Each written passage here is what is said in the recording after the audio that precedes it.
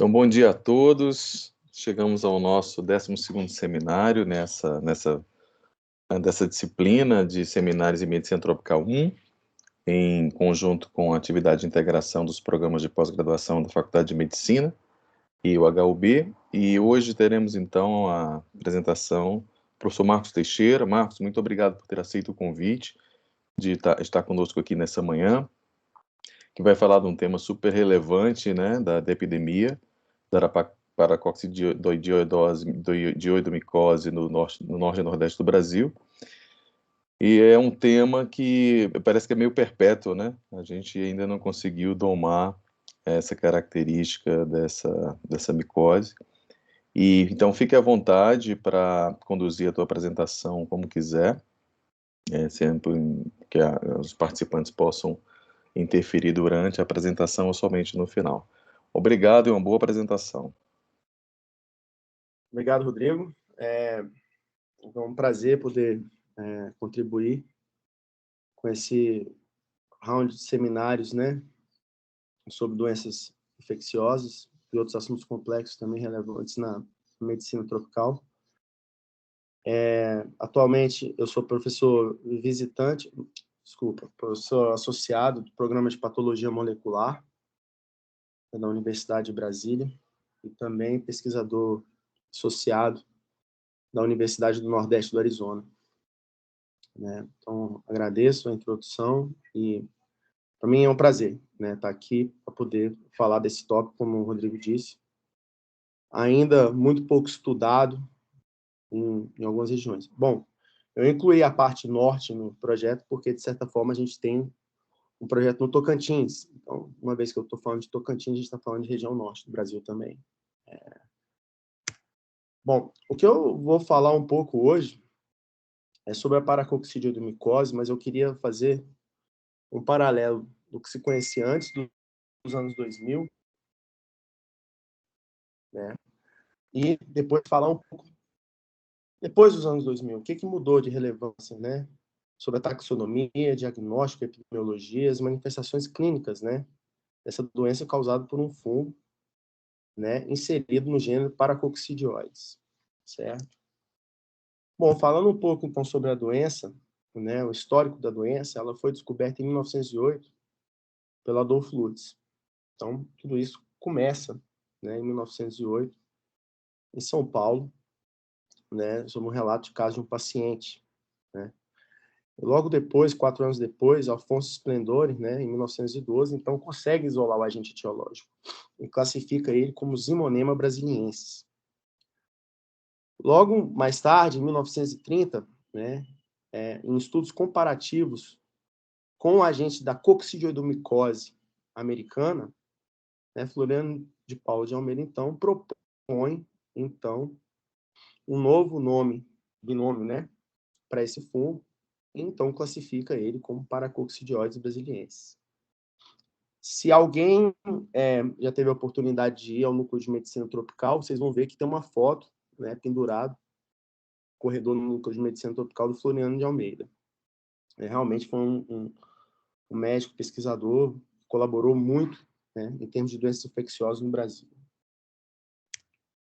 Bom, falando então da paracoccidioidomicose, né? Então, ela é causada, né, por pelo fungo termodimórfico, Paracoccidioides brasiliensis. Então, antes dos anos 2000, a gente tinha uma única espécie, certo? Descrita, né? Deixa eu colocar meu pointer aqui só um minuto. Okay. Bom, essa doença é uma doença profunda e de caráter sistêmico, né? Uma micose. Afeta principalmente trabalhadores rurais que, quando removem o solo, respiram, né, propágulos infecciosos, esses são denominados artroconídeos, certo? Não só trabalhadores rurais, mas qualquer atividade agrária, né, que expõe, então, partículas do solo a esses indivíduos, né, potencialmente, né, hospedeiros, potencialmente mamíferos, né? Ela tem uma prevalência em homens sobre mulheres. Só para falar um pouco sobre o ciclo, então, de infecção. Então, aqui, quando o aerosol é gerado, esses conídeos, né, eles são inalados, depositados nos alvéolos, onde eles sofrem a diferenciação. Por isso que é chamado de fungo termodimórfico. Então, ele passa da forma, né, saprofítica, né, e filamentosa, vamos dizer assim, para a fase parasítica, em forma de levedura, contendo múltiplos brotamentos.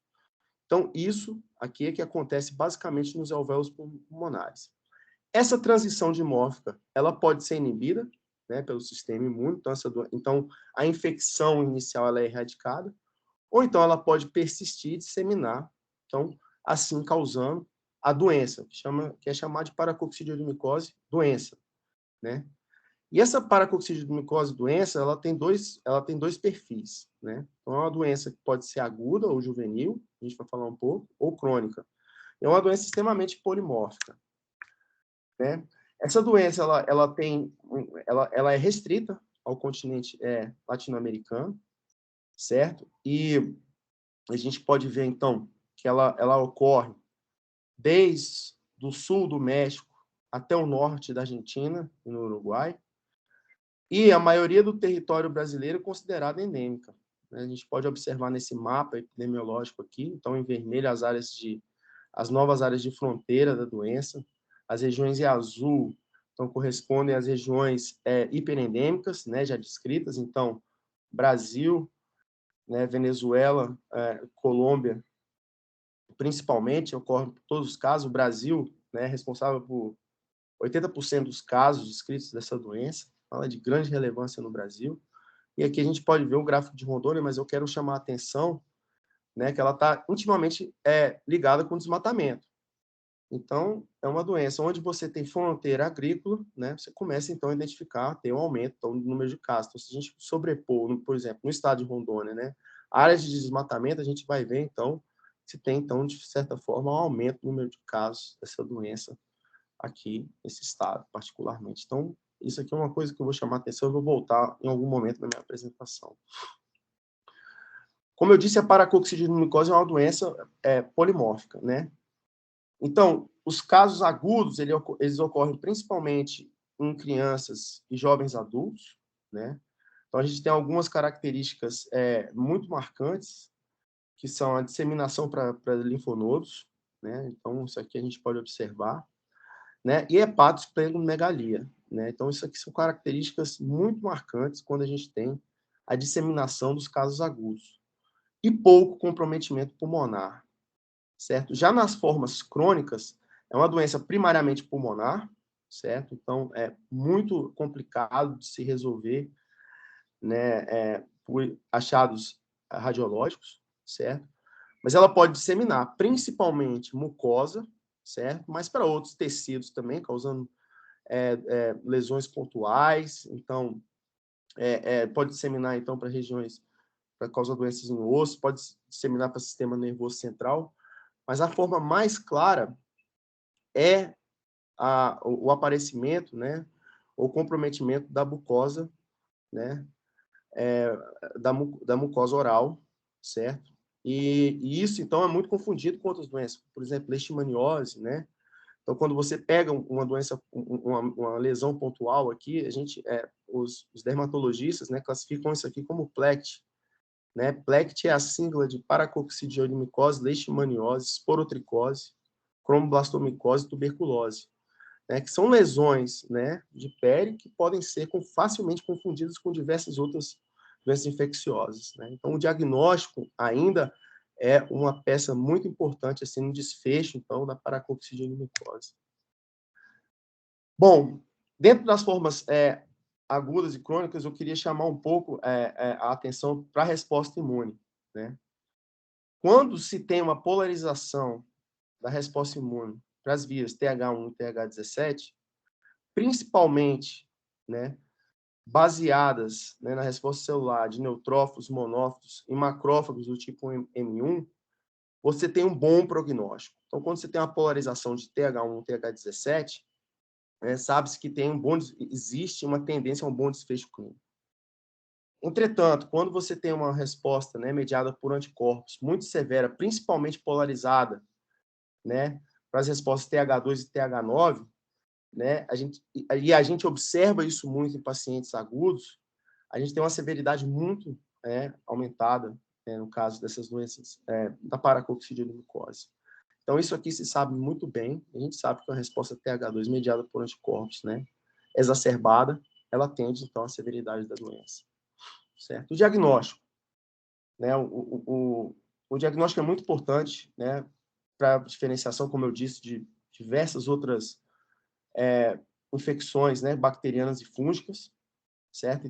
E alguns tipos de câncer também, a gente pode dizer assim. Então, basicamente, a gente tem o exame direto, né? Você pega uma amostra de biópsia, né, coloca isso em solução de potássio, né, e vai para o microscópio com o intuito de se observar, então, estruturas leveduriformes, né? Isso aqui requer, né, um treinamento muito específico, um treinamento muito técnico para poder identificar essas leveduras, né? Certo? A cultura, né, ela é muito importante também, onde você consegue, então, isolar o fungo, né, de amostras de biópsias, de lavado broncoalveolar, e de diversos outros biofluidos também. Entretanto, esse é um fungo de crescimento lento. Então, pode demorar até 40 dias para que se tenha, então, a confirmação, né, desse exame micológico. O exame histopatológico, então, ele visa, né, identificar, então, algumas moléculas, o fungo crescendo no tecido, né? Então a gente vê aqui um granuloma, então vê a levedura, né, aparecendo aqui, então, com múltiplos brotamentos, né? Muito importante, né?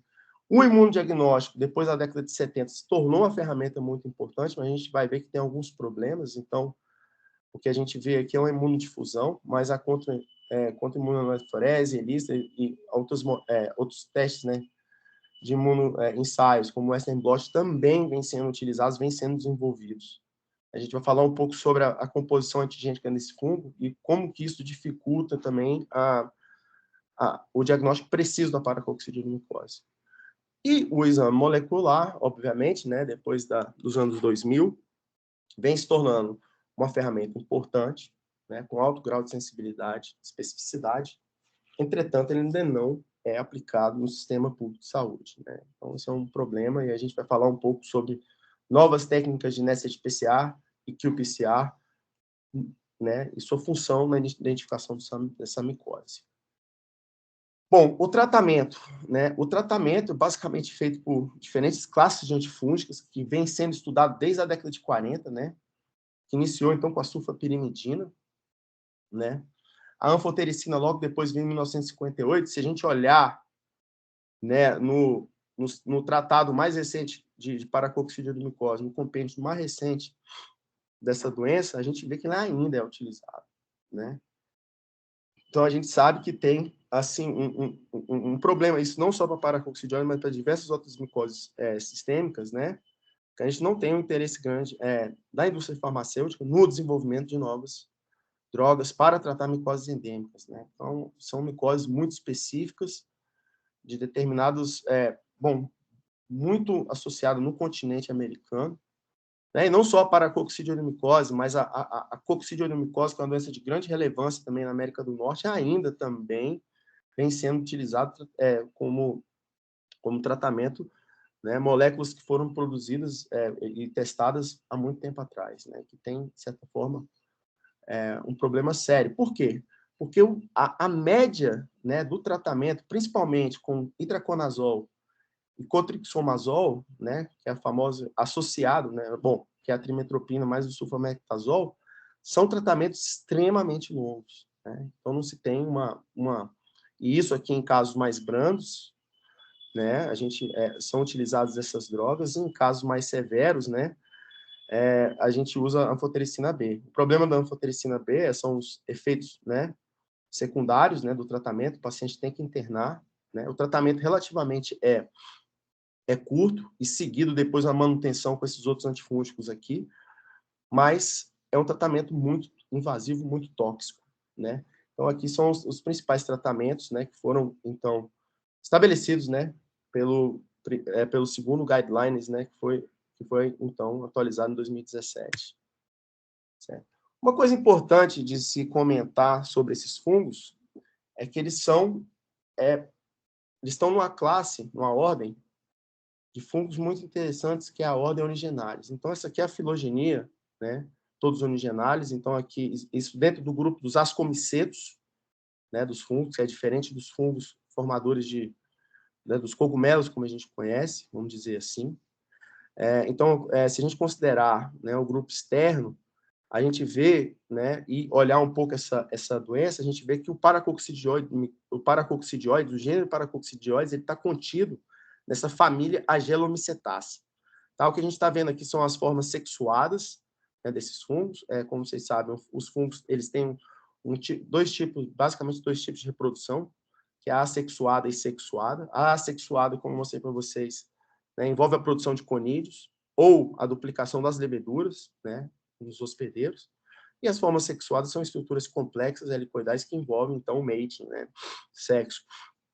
E aqui estão as formas sexuais desses fungos. Agora, o que vale a pena é a gente olhar para essa figura, principalmente nesses anéis internos, é que não só o paracoccidioides, mas o coccidioides, né?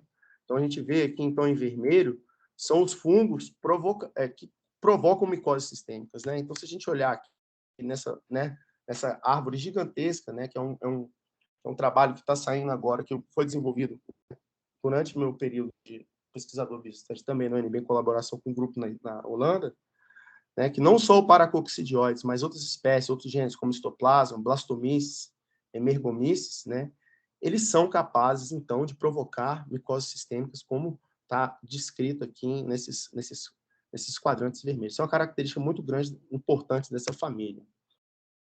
E não só isso, né, ele é capaz de causar infecções naturais, né, em diversos hospedeiros mamíferos. Então, a gente sabe que, por exemplo, hoje é muito bem descrito que o paracoccidioides infecta naturalmente tatus. E foi descrito também, e não só o paracoccidioides, mas recorrentemente, histoplasma recuperado, né, de morcegos e o coccidioides em cães. Mas a gente sabe que isso não é verdade, que existe uma sobreposição hoje de hospedeiros. Então, o paracoccidioides já foi identificado também em morcegos e também em cães, né? E assim como os outros fungos também nos outros hospedeiros. Então, o que é relevante informar é que não só os humanos, mas qualquer hospedeiro mamífero, então, é susceptível, então, a infecções. Mas infecção não quer dizer doença, certo? Eu só queria pontuar isso, mas ter hospedeiros mamíferos de diversos, né, de diversas espécies é importante, então, para a manutenção desse fungo no ambiente.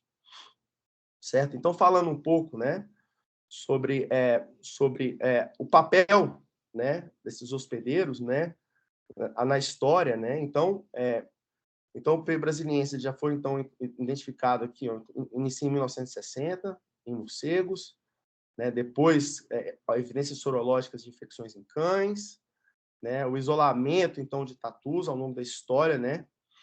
O isolamento também de P. brasiliense de fezes de pinguim. E depois, com a implementação de testes sorológicos, né, diversos, né, uma gama enorme de animais, não só silvestres, mas animais também de cativeiro, utilizados, né, em grandes produções agropecuárias, também reagem, né, você consegue identificar anticorpos desse fungo, né.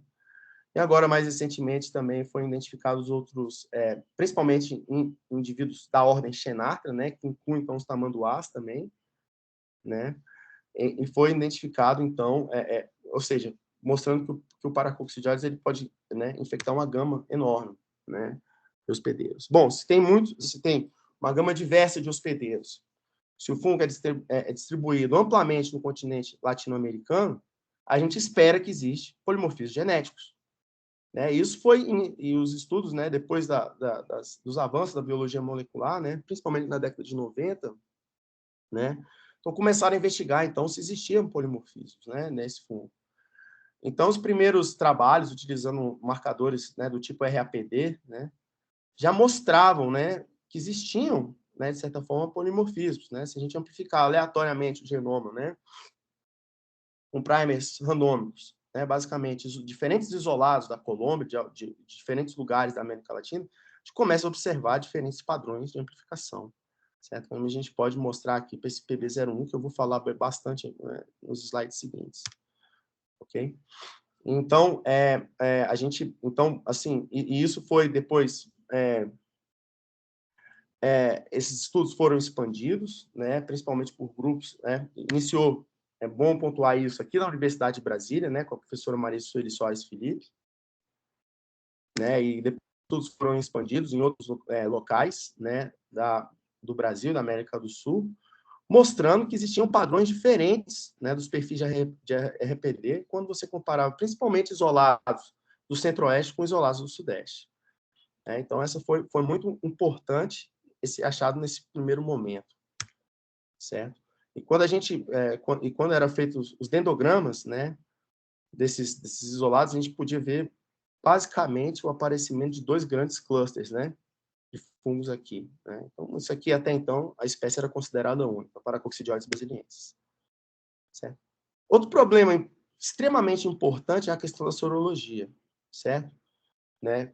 Como os estudos de RAPD no momento mostravam, né, que existiam diferenças dos isolados da região centro-oeste com os isolados da região sudeste, a mesma coisa foi observada, então, nos perfis sorológicos. Por exemplo, se eu pego, né, antígeno total, certo, de um isolado, né, isolado, originário da região de São Paulo, né, e se eu testo isso com pacientes do Mato Grosso, por exemplo, né, eu tenho uma baixa reatividade sorológica. Entretanto, se eu testo, né, o pool antigênico do 339 contra pacientes oriundos de São Paulo, tem um grande reconhecimento antigênico, certo?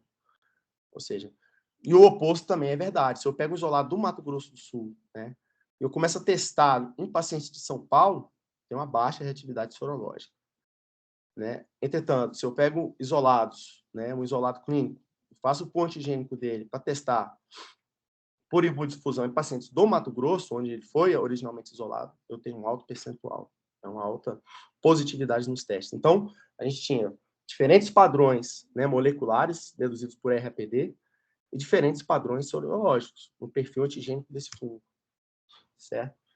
Então, logo depois, com os estudos, né, utilizando principalmente não só RAPD, mas agora, né, com a implementação de métodos mais modernos de sequenciamento de DNA, né, e muitos de vocês já ouviram falar sobre o multilocus sequencing type, né, onde você amplifica determinados isolados e submete esse sequenciamento e conduz análises filogenéticas em locos individuais.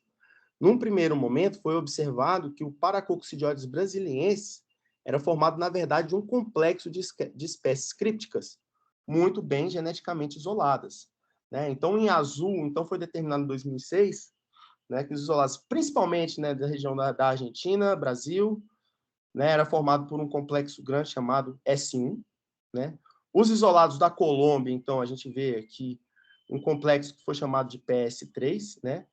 E um outro grupo genético aqui chamado de PS2, composto principalmente por isolados do Brasil e da Venezuela, né? Então, aqui as siglas vocês conseguem identificar, né? Entretanto, né, o isolado PB01, que é o que a gente tinha, né, estudado, que tinha uma grande variabilidade genética, né, nos estudos de RPD, não tinham sido observados nesse trabalho de 2006. Então, é aí onde eu entro na minha iniciação científica, que era testar os isolados, né, do Centro-Oeste, né, contra essa filogenia que foi proposta em 2006. Né? Então, inicialmente, a gente observou que o isolado PB01, né, em diferentes regiões gênicas, né, ele se agrupava num grande grupo, à parte, dentro daquelas 3 espécies crípticas, né, de brasiliensis, a gente pode ver aqui, tanto pela região da glicoproteína 43, do gene codificador da glicoproteína 43, ou do marcador universal de fungos ITS, então a gente vê que tem um grau de isolamento genético muito grande, né, entre essas 3 espécies, né, e então durante o meu doutorado, então em colaboração, né, com diversos pesquisadores aqui da UNB, que eu posso destacar o Hugo, né, o André Nicola também, nós então conseguimos propor uma nova espécie baseada em marcadores moleculares, né, baseada em sequências de multilocos, né. Então, a gente vê aqui que o paracoccidiose, se eu utilizar Lacase eloboi, né, que é um fungo parente, né, eu posso falar um pouco mais para frente sobre Lacase eloboi, como outgroup nessa árvore, né? Então, a gente pode ver que o paracoccidioides, né, desses isolados, né, principalmente daqui da região centro-oeste, eles se clusterizam completamente à parte dos isolados, né, considerados brasilienses, né? Então, o paracoccidioides brasiliense, grande complexo aqui, e o paracoccidioides luteus, né, isolado por um ramo monofilético aqui num cluster, né, genético à parte. Então, nós resolvemos, então, nomear esse fungo como uma nova espécie, certo? Bom, voltando à questão do diagnóstico diferencial da sorologia. Aqui, nesse momento, então, a gente já conhecia que, na verdade, se tratavam de duas espécies diferentes, né? E se a gente fizer, né, e o que alguns autores fizeram, né? Eles pegaram o que, então? O CFA, né, que é o antígeno total, né, de PB, de paracoccidioides luteus, né? E de paracoccidioides luteus, e colocaram isso para hibridizar, né, com o soro, né, de pacientes, né, tanto da região do centro-oeste, quanto da região sudeste. Então, como esperado já nos testes, né, de imunodifusão, a gente observou, então, que quando eu tinha isolado luteus com pacientes da região centro-oeste, então eu tinha um grande percentual. Bom, a gente pode ver aqui uma imunodetecção muito forte, né? Enquanto que se a gente pega pacientes então na região de São Paulo, né, do Rio de Janeiro, a gente vê então que o soro desses pacientes eles não reagem, né? Então isso é uma questão muito importante que hoje, inclusive, a gente tem um projeto grande aprovado no Ministério da Saúde, onde a gente visa então produzir antígenos tanto de luteus e de brasilienses, né, para que a gente possa ter, então, um antígeno bom, que consiga capturar as duas espécies e que isso seja distribuído no SUS. Certo? Então, isso foi um dos grandes alcances que eu tive na minha volta dos Estados Unidos para o Brasil, foi aprovar, então, esse projeto que tem grande relevância em saúde pública no Brasil. Certo? Não só as questões antigênicas e genéticas, mas a gente vê algumas características morfológicas, né? Os isolados da espécie peluda, eles produzem esse tipo de conídeo mais alongado, né? Não só alongado, ele produz conídeos globosos também, mais alongados também, enquanto que o brasiliense, a forma mais prevalente são os conídeos em forma de chapéu de Napoleão, como isso foi descrito na literatura por anos. E se a gente, né, fizer a medida desses conídeos isolados de luteus brasilienses, a gente vai ver que tem diferença, então, estatística significativa, né, comparados com os isolados brasilienses. Certo? Bom, e as outras espécies filogenéticas? Será que se a gente aplicar o conceito de espécie filogenética, baseado na concordância genealógica, né, ou na concordância filogenética entre diversos marcadores nucleares, será que elas poderiam ser ranqueadas, então, como novas espécies? Né? Então, a gente começou a estudar isso em 2015, né, ainda estava aqui no Brasil, né, e nós observamos que se a gente utilizar, né, no complexo brasiliense, agora aqui a gente não está falando de luteus, mas sim do complexo brasiliense, marcadores nucleares, marcadores mitocondriais ou microsatélites, a gente consegue resolver filogeneticamente muito bem, né, esses grupos genéticos S1, PS2, PS3 e o PS4, que foi descrito depois, um pouco mais tarde, né, na Venezuela, né? Então, não só utilizando marcadores nucleares, né, utilizando o MLST, mas utilizando o sequenciamento, né, de genomas complexos. Então, a gente fez esse trabalho que foi publicado na Phylogenetics and Biology. A gente mostrou, então, que além do Pelutes e que o Pelutes era a espécie mais divergente, vou colocar assim, né, mas o complexo brasiliense, então, era formado de pelo menos, né, 4 espécies. A espécie brasiliense, né, o grupo PS2, como eu chamei, ele foi chamado, então, foi renomeado como Paracoccidioides americana. O grupo PS3, que é restrito à Colômbia, foi chamado, então, de Paracoccidioides restrepiensis. E o grupo PS4, né, que é restrito à Venezuela, foi chamado, então, de Paracoccidioides venezuelenses, né? Então, se a gente observar, se a gente olhar um pouco sobre a distribuição dessas espécies no Brasil, a gente vê que a espécie brasileira é amplamente distribuída, né? A americana, ela tem uma certa confluência aqui com o brasiliense, principalmente no Rio e em São Paulo. Então, essas espécies são simpátricas, né? E em alguns casos na Venezuela, um caso foi registrado, desculpa, na Venezuela, né? Como a gente vê que PS3 é restrito, então, à Colômbia, o PS4 restrito, então, à Venezuela. Então, essa é uma das coisas que a gente tem feito, né? Que é trabalhar um pouco também com a epidemiologia molecular dessa espécie. Certo? E o Lutz também, obviamente, aqui na região então, centro-oeste, alguns casos, então, foram detectados no Equador, né, no Pará, e a gente vê, então, que essa distribuição, na verdade, do Lutz é um pouco mais ampla que a gente sabia antes. Eu vou falar um pouco mais para vocês ao decorrer da minha apresentação. Bom, uma coisa que se pergunta, e isso é extremamente questionado, né? Bom, por que eu devo renomear espécies para indivíduos ou fungos que causam a mesma sintomatologia, né? Então, isso é uma questão extremamente discutida. Para que complicar a vida de um médico? Então, isso aí dá discussão, dá pano para manga para discussão. Sendo que são fungos, por que não chamar só de classes genéticas? Bom, hoje a taxonomia molecular ela vem revolucionando os estudos genéticos, obviamente. A gente tem, né, com grande exatidão, com grande certeza, né, que realmente existem diferenças genéticas suficientes, né, alguns milhares ou milhões de anos entre essas diferentes espécies para poder, né, chamar isso. Então, isso a gente vê do lado da biologia. Mas existe a problemática. Será que essas diferentes espécies elas são capazes, né, de produzir, né, diferenças clínicas nas doenças? Então, esse trabalho foi conduzido durante o doutorado da Priscila Marcelo, que eu tive a oportunidade de poder participar.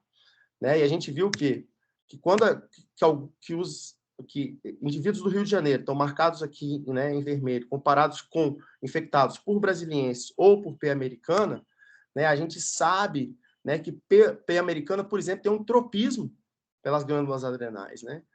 Então isso foi um estudo inicial, né? Mas estatisticamente isso foi significativo. Né? Quando o fungo era infectado por americano, você tinha tropismo pelas adrenais. Então, essa foi a primeira característica clínica, né, entre diferentes espécies do complexo, né, de paracoccidiose que foram, então, mostradas. Né?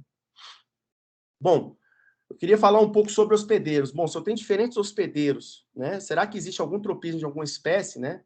Então, a gente sabe, né, da grande correlação, coexistência de paracoccidioides e tatus.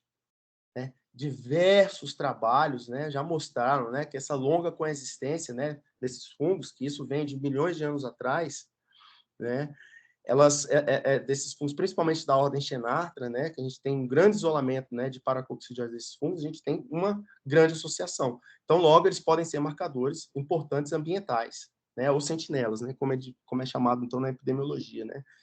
E grandes desses estudos foram conduzidos pelo professor Eduardo Bagalho, né, da Unesp de Botucatu, né, e uma coisa importante também que foi desenvolvido foi um nested PCR, né, um PCR de nested, para poder identificar não só o fungo em órgãos desses hospedeiros, mas também no ambiente, né, que se tornou uma ferramenta extremamente valiosa, né, para os estudos epidemiológicos dessa doença. Né? Então, por exemplo, a gente sabe, né, hoje, né, desses estudos, né, que a gente isola, né? Então aqui, isolados, então a gente, qual foram o que a gente viu, né? Se existiam diferenças, então, né, da incidência de P. brasiliense e P. americana, tanto em pacientes quanto em tatus, né? Então a gente vê que a gente tem uma grande predominância de brasilienses sobre P. americana, não em São Paulo, em Minas ou em Rio, ou no Rio de Janeiro, né, quando a gente compara isolados clínicos, né, então está aqui em preto, quando a gente compara isolados de tatu, né, e quando também a gente compara isolados ambientais. Então, a gente tem uma grande predominância dessas espécies. Então, existe, de certa forma, né, diferenças, né, também no nicho ecológico desses fungos, certo? E mais recentemente, não só o tatu, como eu disse, a gente identificou, então, novos potenciais, né, hospedeiros. Então, muito recentemente, foi publicado então, esse ano, né, não somente os tatus, mas as pacas e algumas raposas comedoras de caranguejo, né, crab eating fox, que eles chamam o nome dessa espécie, né, foi identificado também, né, no estado, tanto no estado de Minas Gerais quanto também no estado do Rio de Janeiro, né, mostrando que cada vez mais que se estuda então esses indivíduos, a gente tem mais ideias sobre a grande complexidade de hospedeiros, né? Então, mas e o Lutz, né? A gente nunca conseguiu isolar a Lutz, né, que é a espécie mais divergente, né, de paracoccidioides em hospedeiros. Então, fomos para uma região, né, para a região de alta floresta aqui no Mato Grosso, né? Nós isolamos então, né, diferentes isolados de paracoccidioides, né, numa área sabidamente, né, que se tinha peludos, para poder então fazer as genotipagens e sequenciamos. Então, isolamos o fungo, aqui está ele em cultura, depois a gente coloca isso aqui no microscópio, a gente consegue ver as leveduras com múltiplos brotamentos, né, parede celular birrefringente, compatível com a morfologia de paracoccidioides, e a gente então resolveu estudar o genoma desses fungos, para poder identificar, talvez, potencialmente hospedeiros. E, para nossa surpresa, né, de todos os isolados, de 7 isolados, então aqui está o perfil genético de 2 genomas que a gente sequenciou, mas a gente tem um perfil de MLST para todos 7 isolados diferentes de tatus, né? Todos eles, né, foram então ranqueados como brasilienses. Então, ou seja, se eu vou na região de Lutz, né, é predominante Lutz, tento isolar isso de tatus, a gente vai ver que, então, na verdade, a gente tem brasiliense. Então, tem uma sobreposição, primeiro. Então, esses estudos mostraram que existe uma sobreposição, né, nas áreas geográficas, né, que não eram muito bem conhecidas antes, de brasiliense e de Lutz, né, e não somente isso, né, a gente não consegue identificar, né, o Lutz de hospedeiros mamíferos até então. Então, possivelmente, tem diferenças significativas aí de nicho ecológico, né, desses dois fungos, certo? Então, essas foram as grandes descobertas então que a gente conseguiu ver. Só para poder falar um pouco, o que foi interessante aqui, que na verdade a gente tem duas populações muito distintas, né, dentro do complexo brasiliense, então a gente chama de S1A e S1B. Né? E esses isolados que estão mais ao norte do Mato Grosso, eles têm um perfil, né, misturado geneticamente entre os dois. Então pode ser um híbrido, né, ou então eles retêm polimorfismos ancestrais, então principalmente nessa região aqui. Então, esse foi um grande achado que a gente teve também, em termos genéticos, genética, que existe, então, possivelmente, intercâmbio genético dentro desse complexo brasiliense. Okay? Bom, e sobre as áreas, né? Sobre as áreas de fronteira dessa doença, né? Está intimamente ligado, certo? Como a gente sabe, com atividades agrícolas, né, ou qualquer outra atividade rural, que produza aerosol, que produza poeira, basicamente, né? Então, em 2003, em Rondônia, teve uma alta incidência, né, de casos, né, dessa doença, principalmente na região de fronteira com o Mato Grosso, que a gente sabe que hoje tem se tornado um dos grandes polos de produção de soja. Então, com desmatamentos, então, consequentemente, você teve um aumento de casos, principalmente nessa região aqui de fronteira, né? Isso foi muito bem documentado aqui no Martinez. Mas um dos trabalhos que eu comecei a desenvolver aqui, que eu tive a felicidade de aprovar um projeto universal, né? Não sei se é a felicidade, mas assim, porque o dinheiro é tão pouco, mas a gente consegue fazer milagre, mesmo com pouco dinheiro que o CNPq dá para a gente, né? Da gente estudar um pouco, então, sobre essas regiões, né? Uma região que é considerada potencialmente, né, uma nova região endêmica, que não se tem muita certeza ainda, nem uma região que, teoricamente, né, não se tem dados epidemiológicos nenhum, que é a região, então, do Nordeste do Brasil, e essa região norte aqui, que inclui, então, o estado de Tocantins e Maranhão. Né? Então, a gente começou, então, a investigar, né, tanto os dados clínicos como ambientais dessas duas regiões aqui. Né? Bom, já se sabe que o Maranhão, de certa forma, é uma região endêmica da doença, né? Isso não tenha dúvida que esses trabalhos já foram mostrados, e que alguns casos autóctones, por exemplo, no Ceará, né, em outras regiões do Nordeste brasileiro também, né, com muito menos frequência, por exemplo, que o Maranhão ou com o Sudeste do Brasil, mas existiam casos autóctones, né, acontecendo nessas regiões, né? Um grande estudo conduzido pelo pessoal da Fiocruz, né, coordenado principalmente pelo Ziadir Coutinho, né, mostrava que realmente as regiões, né, Sudeste, né, e do Centro-Oeste do Brasil, como a gente vê aqui, tem uma altíssima incidência, né, de dados de hospitalização. Entretanto, o Nordeste com pouco. A gente vê aqui que o Maranhão e o Piauí, eles realmente, de certa forma, têm, mas nos outros estados, né, de certa forma, a incidência é muito baixa da doença, né? Então, a gente começou a estudar um pouco, né, e questionar quais os aspectos, né? Então, por que dessa região, né? Um fator importante é o desenvolvimento, né, humano. Né? Todo mundo, isso aqui não é novidade para ninguém, mas o desenvolvimento humano nessa região é muito baixo. Né? Então, você tem baixo acesso, né, a tratamento de saúde, etc. Então, a gente desconhece esses dados realmente porque não tem, né, uma grande abundância de centros qualificados para poder estudar essa doença, né, nesses ambientes. Enquanto que nas regiões, quando você tem um aumento, né, no desenvolvimento, né, humano, você tem um maior reconhecimento, então, né, desse fungo. Será que isso está ligado? Né? Então, será... Bom, e os biomas, né? Será que pelo simples fato, né, dessa região do Nordeste aqui, então uma região que é considerada de alta incidência, né, principalmente da região Tocantins, Maranhão, será que está ligado à questão, aos fatores ambientais, né, os biomas, né? Então, a gente sabe que o Nordeste é predominante, né, a região de Caatinga, né, enquanto que a região Centro-Oeste e Norte, essa região, principalmente essa faixa enorme aqui, né, ela é caracterizada pelo bioma do Cerrado, né? Ou será que esses fatores, né, ecológicos e ambientais estão relacionados também com a distribuição da doença, né?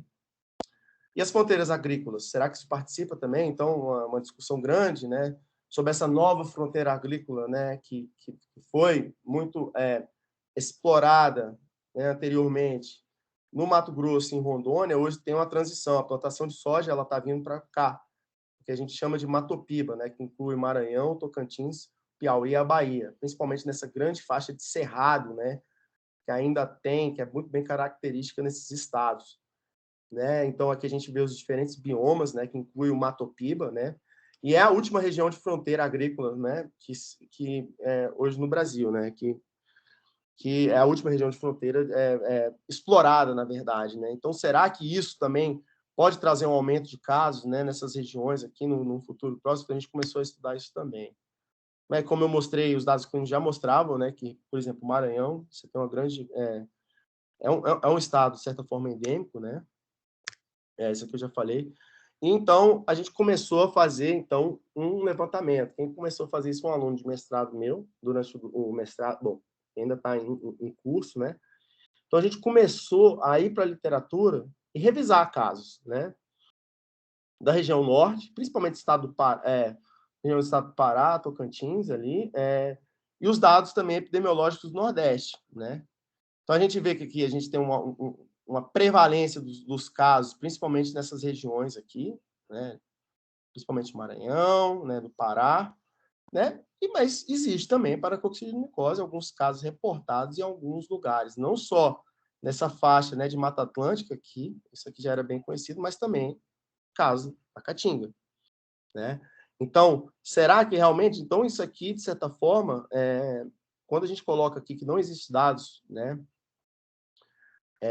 clínicos sobre a doença, realmente, se a gente for para a literatura, a gente consegue achar. Então, talvez que seja pelo menos uma área de baixa incidência, certo? E o que a gente fez? A gente colocou isso aqui no modelo ecológico, né, para poder ver potenciais áreas, né, dessa doença na América do Sul, e a gente, de fato, se a gente começa a modelar usando o modelo de Random Forest, né, que a gente pode discutir um pouco depois, a gente consegue ver áreas, né, possivelmente tem uma alta incidência da doença, né, principalmente no Nordeste do Brasil. Então, se a gente fazer os estudos de modelamento de nicho, a gente consegue, né, ter mais, né, ideias, né, de novas potenciais regiões, né, de incidência desse fungo. Bom, e durante esse projeto, a gente utilizou também marcadores ambientais, né? Então, qual que era a ideia do projeto? A gente estudar a doença, né? Bom, já que você tem, né, tatus, é um hospedeiro, né, importante do fungo, a gente consegue identificar o fungo na toca dos tatus, né? Então, o racional do projeto seria, bom, a gente vai sair de uma região, né, conhecida, né, no norte, no nordeste do Brasil, que existem paracoccidioides micoses, né, e sair coletando, então, solos de tocas de tatus para fazer detecção ambiental ao longo da transição do Cerrado para a Caatinga do Brasil, para saber se a gente consegue entender, né, melhor um pouco sobre os aspectos ecoepidemiológicos dessas doenças e trazer um pouco da questão, né, clínica epidemiológica, né, para poder identificar possíveis regiões endêmicas, né, não conhecidas desse fungo através de marcadores moleculares. Bom, então a gente fez esse estudo ambiental, onde a gente amostrou 320 tocas de tatus, né, em 4 diferentes estados, né, do Brasil, Tocantins, Maranhão, Piauí e Ceará.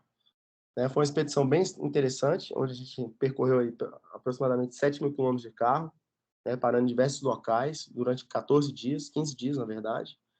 Né?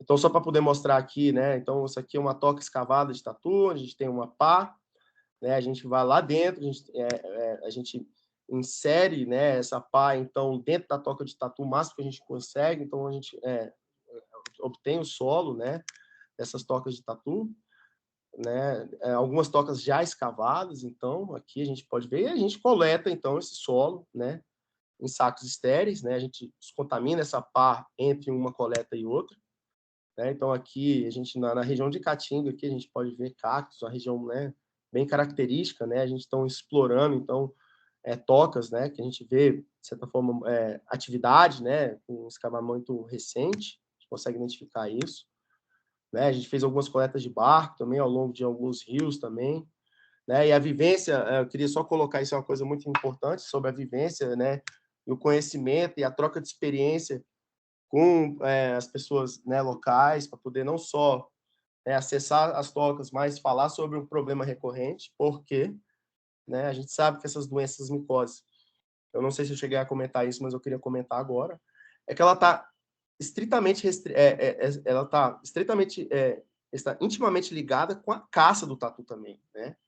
Não só a agricultura, né? Mas se o cara vai escavar um tatu, se a pessoa, né, vai caçar um tatu, ela precisa de tirar esse tatu de dentro da toca, gera uma quantidade enorme de aerosol. E o que acontece é que não só os caçadores, mas os cães também adoecem da doença, porque você expõe, né, uma alta quantidade de partículas infecciosas do fungo. Então, né, falar sobre isso, né, sobre esses possíveis riscos, né, a caça do tatu também, né, e trocar essa experiência é muito interessante, né? Então, as visitas, né, às comunidades locais, a gente teve bastante apoio do ICMBio também, para poder coletar em diversos parques, foi muito importante também, né? Bom, então, deixando um pouco essa história de lá, então a gente coletou isso depois para o laboratório, nessas 320 amostras. O que a gente fez? Né? Então, a gente coletou o solo, né? A gente fez a extração de DNA utilizando kits específicos e aplicou, então, as técnicas de Nest de PCR, né? Então, e analisou isso depois em gel de agarose. Então, existe um Nest de PCR muito bem delineado, né, para identificação de paracoccidioides, né? Então, se a gente vê os resultados, então, dessa pesquisa, né, a gente vê que, basicamente, em todos os estados, né, todas as regiões de coleta, com uma única exceção aqui, a gente encontra paracoccidioides, né? A gente vê aqui positivo em vermelho, né, a gente vê regiões que você tem uma alta positividade, como, por exemplo, aqui em Araguaína, eu vou voltar um pouco sobre isso aqui, mas praticamente em todas as regiões, né, a gente coletou, a gente conseguiu identificar o fungo com a maior ou menor frequência, né? E o que é bem interessante ponderar aqui é que em regiões, né, de Caatinga, onde se tem, por exemplo, conhecimento que existe o coccidioides, que é um parente, né, do paracoccidioides, né? Então, em regiões que a gente sabidamente, assim, a gente sabe que tinha coccidioides, né, a gente conseguiu identificar, o paracoccidioides, né? Então, regiões de alta incidência, né, de alta positividade, né, sugerindo, então, que, de fato, o fungo está lá, né? talvez uma área muito pouco ocupada ainda na Caatinga, não tem tanta exposição ao solo, índices demográficos, alguma coisa pode explicar a baixa incidência da doença lá, né? E o que a gente fez? A mesma coisa que o mesmo procedimento, né, de modelamento de nicho, né, para os dados ambientais, né? Então a gente modelou tanto o dado clínico quanto o dado ambiental em diferentes condições, né? E a gente começa a ver então que de fato, né, você tem áreas de potencial incidência, né, de potencial incidência desse fungo aqui no semiárido brasileiro, né? Então esse dado é novo, a gente ainda está refinando isso, né, com um aluno de mestrado, que é o Lucas, né, da patologia molecular, onde a gente vai, onde agora que a gente está fechando os casos clínicos, né, a gente já tem os casos ambientais, né, as identificações ambientais, a gente está tentando modelar isso de uma forma melhor, tanto separado quanto em conjunto, para ver o que a gente consegue obter em termos de dos dados importantes que podem contribuir, né, para os estudos epidemiológicos dessa doença, certo? Bom, então só uma comparação dos dados clínicos e ambientais, né? A gente sabe que, né, que existem algumas regiões, assim, se a gente compara o dado clínico ambiental, a gente vê o maior refinamento, principalmente aqui do dado ambiental.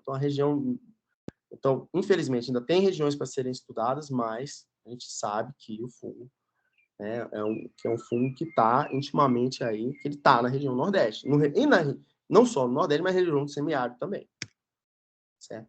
Bom, só para deixar aqui uma coisa muito triste que aconteceu há 3 meses atrás, né? Foi o falecimento do professor Bodo, né? Eu tive a oportunidade de estar com ele nessa expedição, uma perda inestimável, né? Para a micologia médica no Brasil, sendo um micologista médico, assim, sendo hoje o pesquisador mais influente, né? Era o pesquisador mais influente, então, infelizmente, ele morreu em decorrência da Covid, né? Mais uma vida aí ceifada pela Covid. Queria prestar meu tributo para ele, que acho que foi a última saída de campo, né, que ele fez, né, antes de falecer, e todas as experiências que foram transmitidas por ele, assim, para mim, não só para mim, mas para uma diversa gama de pesquisadores no Brasil, foi muito importante, muito rica, né? Vou deixar esse tributo aqui, professor Bodo, né, que faz muita falta hoje, sempre muita falta de pegar o telefone, dar uma ligada para ele, conversar sobre micologia com ele, né, basicamente, né? Bom, então isso falando em Nordeste, né? A gente teve um alto grau, então, de positividade na região do Tocantins.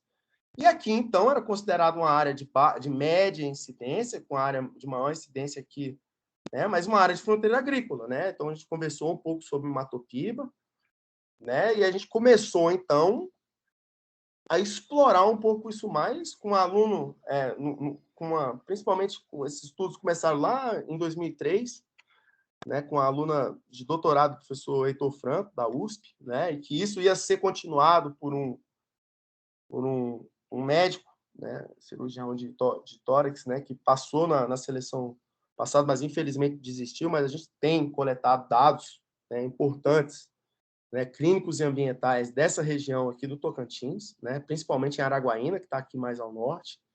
Então, a gente começou a fazer um estudo epidemiológico dessa doença lá. E a pergunta era, será que essa área que foi discutida há 50 anos atrás, porque todo mundo sabe, né, que o estado do Tocantins foi colonizado, e essa região do Maranhão aqui até 40, 50 anos atrás, era completamente inóspita, né? Então, isso foi colonizado muito recentemente, agora é área de fronteira agrícola. Então, será que isso, então, vai levar ao aumento de casos, né, da região de paracoccidioidomicose? Né? Então, essa aqui é a nossa pergunta, né?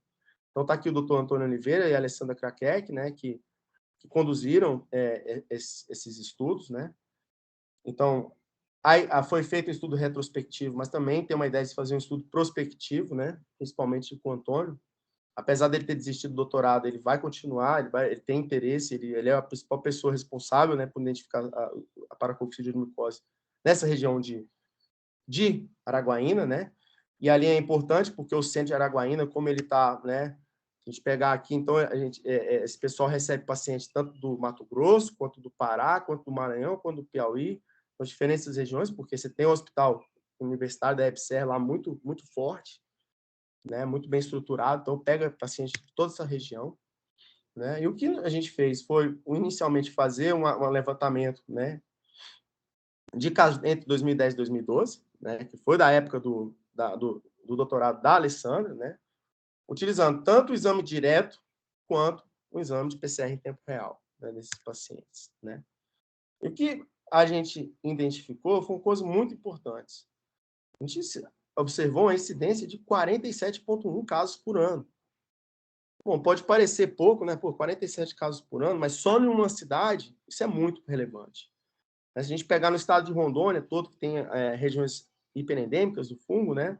A gente vê aí cerca de 50 casos, que é a região mais hiperendêmica hoje conhecida, né?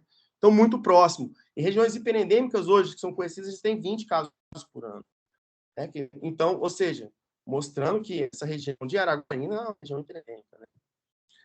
Uma outra coisa interessante que a razão entre entre homens e mulheres, né, foi muito baixa. Enquanto em outros estados você tem, né, aí essa razão chegando entre 8:1, 20:1, nessa região particular a gente vê 2,65:1, mostrando que mulheres também são afetadas, né? E talvez trazendo um pouco da discussão sobre os processos de urbanização da doença. Será que é um processo de urbanização, né? Ou será que a mulher está indo para o campo também, né? Sendo mais exposta? Então, a gente discute isso nesse trabalho, que, inclusive, eu estou tentando submeter hoje, né, para publicação. Então, a gente está muito próximo de poder fechar, né, esse trabalho. Então, a gente discute bastante isso, né? Bom, então, só para vocês verem aqui, né, os isolados, né? Então, você faz o exame direto, você consegue identificar leveduras com múltiplos brotamentos, né, no exame direto. Então, basicamente, foi essa ferramenta de diagnóstico, que é um método pouco sensível, porque requer, então, um profissional muito bem treinado, mas, felizmente, tinha a Alessandra lá. Então, esse aqui é um isolado do fungo que a gente obteve, né, de Araguaína, né, e o que a gente fez, então, foi, georreferenciar os casos.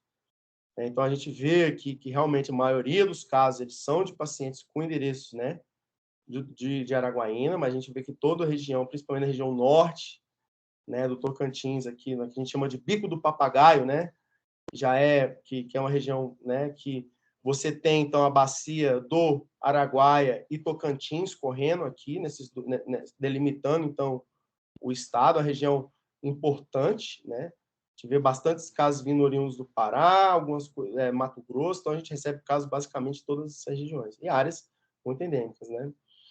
E a gente aplicou esse teste para saber um teste PCR para saber qual espécie, né, que era prevalente, né? Então, só antes de falar sobre a questão dos testes moleculares, é a questão dos casos agudos. A gente encontrou um alto percentual de casos agudos, né? E quando você tem casos agudos, é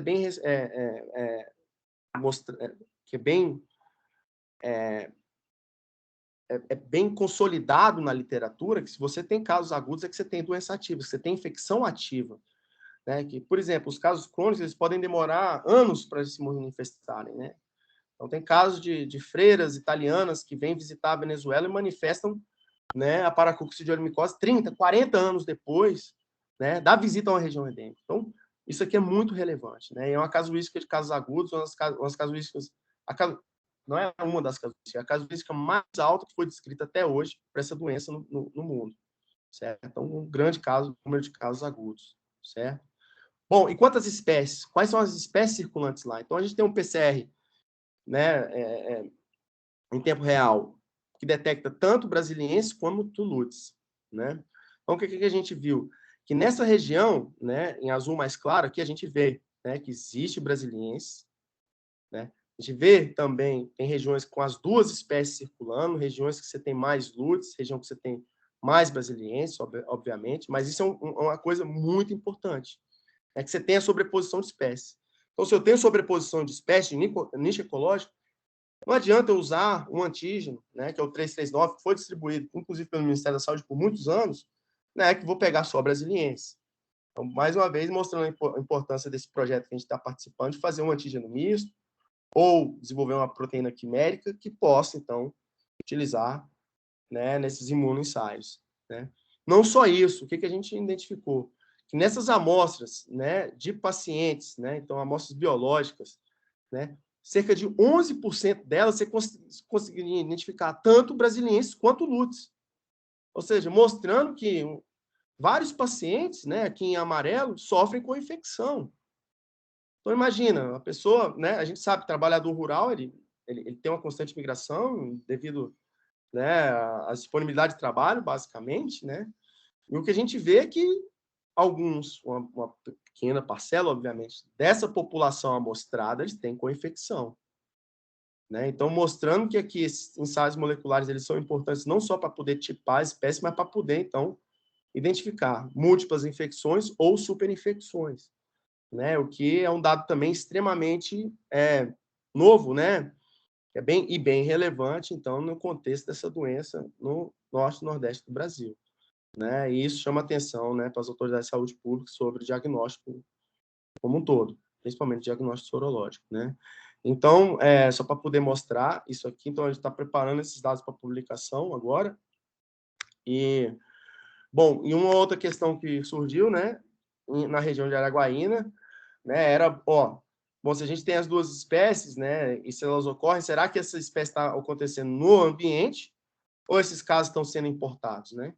Então, a gente viu que a gente então coletou 2 pontos aqui, né, na região de Araguaína, né, e a gente vê que você tem uma alta positividade de amostras coletadas de solo de tatu, né, desculpa, amostras de solo de tocas de tatu, a gente tem um alto, né, alta positividade, vamos dizer assim, né, essas amostras, independente das áreas onde você vai coletar, né? Então, mostrando que casos autóctones é muito possivelmente de ocorrer.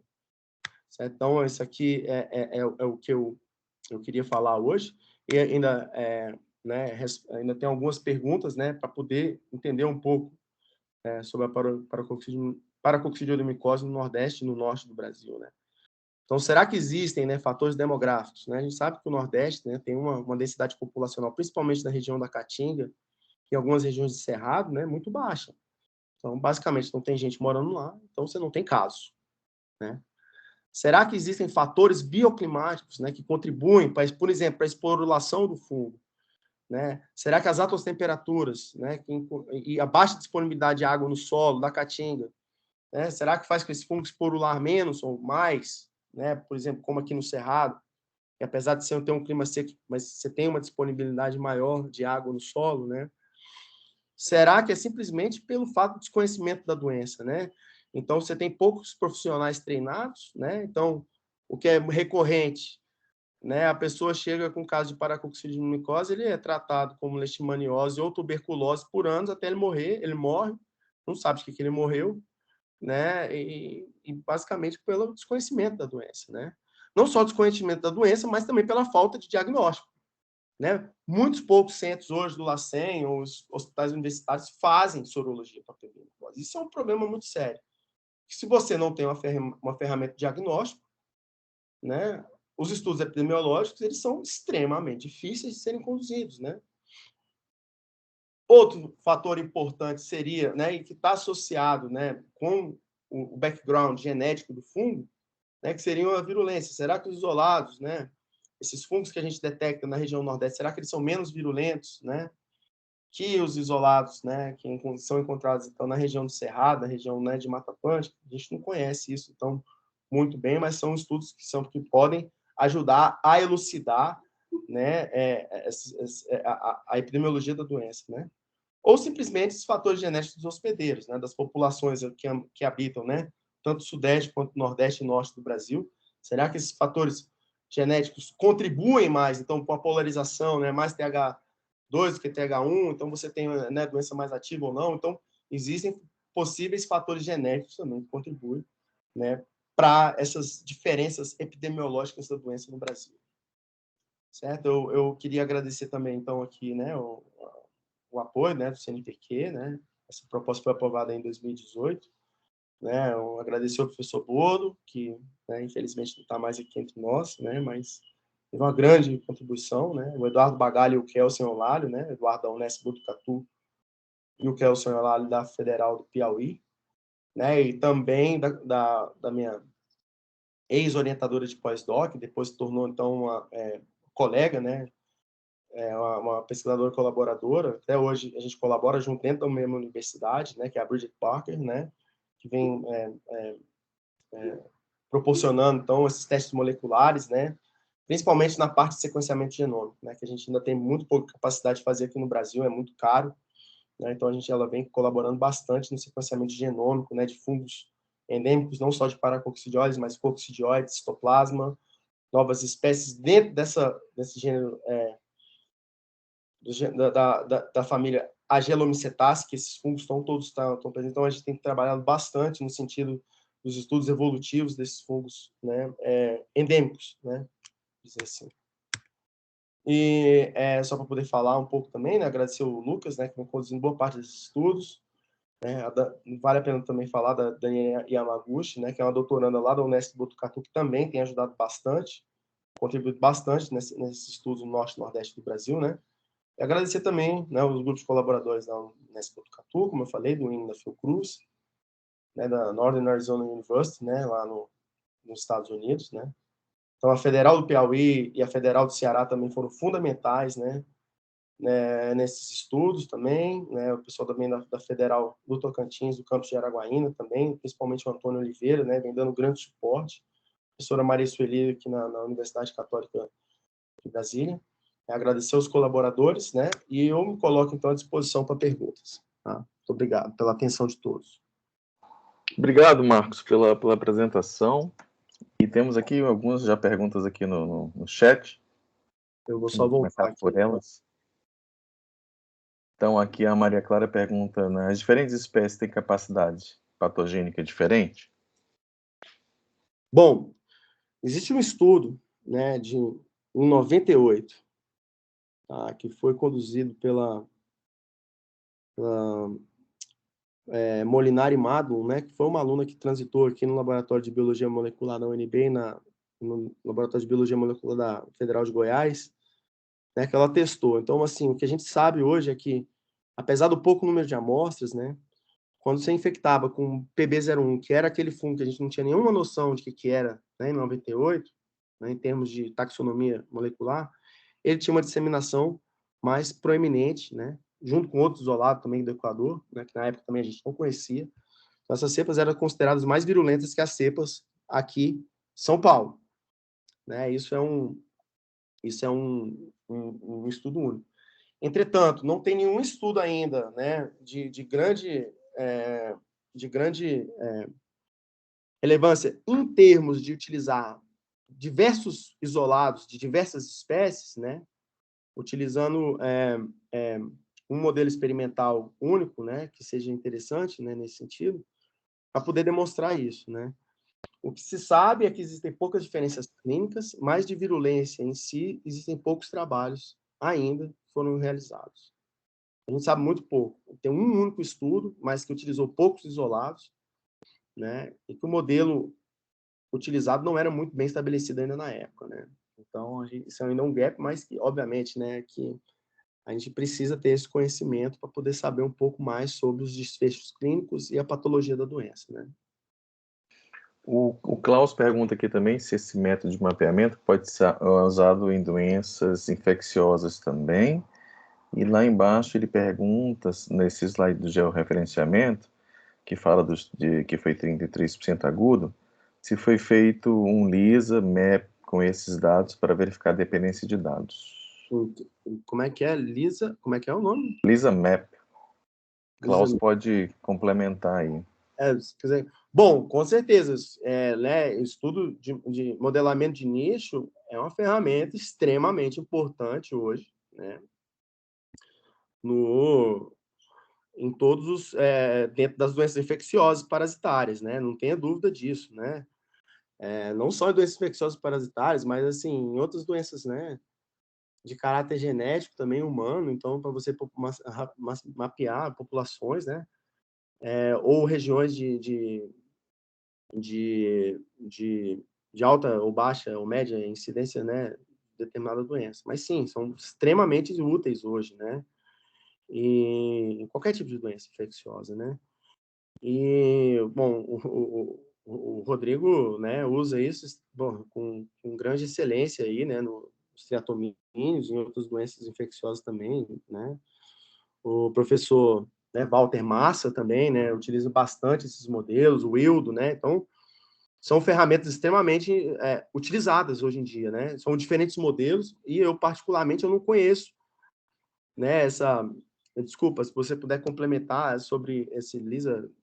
Bom, enfim, mas o modelo que a gente usa, né, é o modelo de Random Forest.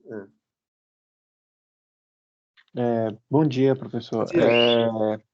Obrigado pela resposta. Depois eu acabei, a primeira resposta eu fiz, ou a primeira pergunta eu fiz no começo do slide, depois acabou que durante sua apresentação você mesmo já tinha me respondido.